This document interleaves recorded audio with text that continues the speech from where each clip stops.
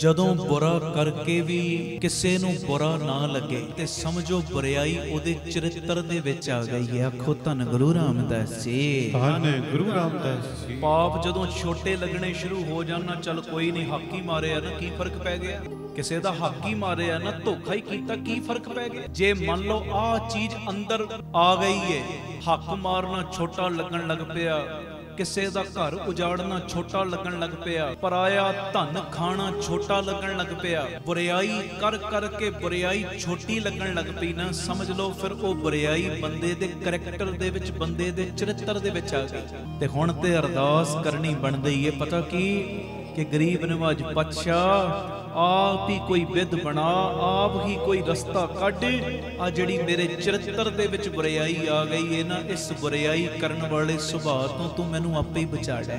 आखो धन गुरु रामदास जी, धन गुरु रामदास जी।